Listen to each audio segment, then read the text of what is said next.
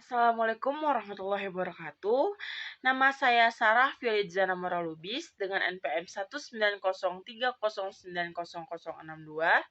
kelas 5B Kesejahteraan Sosial Pagi, mata kuliah Pendidikan Luar Sekolah dan Pemberdayaan. Di sini saya akan menjabarkan intisari dari materi fungsi pendidikan. Pendidikan adalah proses pewarisan bekal hidup untuk bertahan dan bertumbuh dari satu ke generasi berikutnya, yaitu meliputi nilai dan pengetahuan, keterampilan, dan kebiasaan. Fungsi lain dari lembaga pendidikan adalah 1. Mengurangi pengendalian orang tua.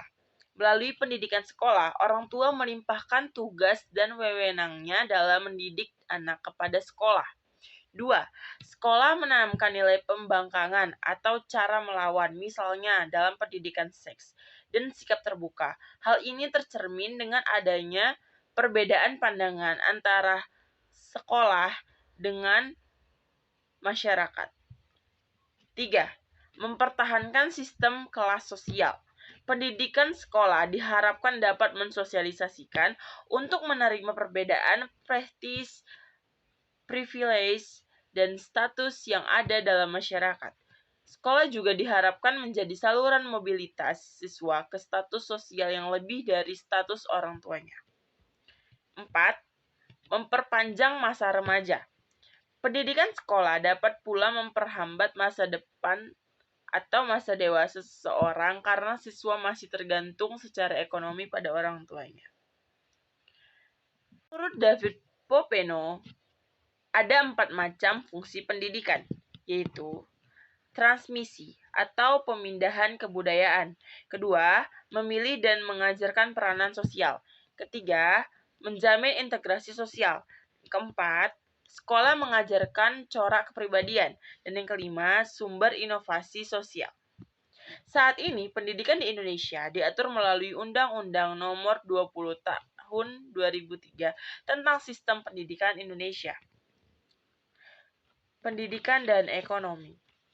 Tingkat pendidikan yang tinggi sangat penting untuk dapat mencapai tingkat pertumbuhan ekonomi yang tinggi. Analisis empiris cenderung mendukung prediksi teoritis bahwa negara-negara miskin harus tumbuh lebih cepat dari negara-negara kaya karena mereka dapat mengadopsi teknologi yang sudah dicoba oleh negara-negara kaya. Studi terbaru dari faktor-faktor penentu pertumbuhan ekonomi agregat telah menekankan pentingnya lembaga ekonomi fundamental dan peran keterampilan kognitif. Jalur pendidikan. Jalur pendidikan adalah wahana yang dilalui peserta didik untuk mengembangkan potensi diri dalam suatu proses pendidikan yang sesuai dengan tujuan pendidikan. Dilihat dari ketersediaan jalurnya, terdapat 3 variasi pendidikan, yaitu 1. Pendidikan formal. Pendidikan yang diselenggarakan di sekolah pada umumnya. Yang kedua, pendidikan non-formal, contohnya PAUD dan TPA. Ketiga, pendidikan informal, pendidikan keluarga dan lingkungan berbentuk kegiatan belajar secara mandiri. Terima kasih, itu saja penjabaran intisari dari saya. Bila ada kurangnya, mohon dimaafkan. Terima kasih. Assalamualaikum warahmatullahi wabarakatuh.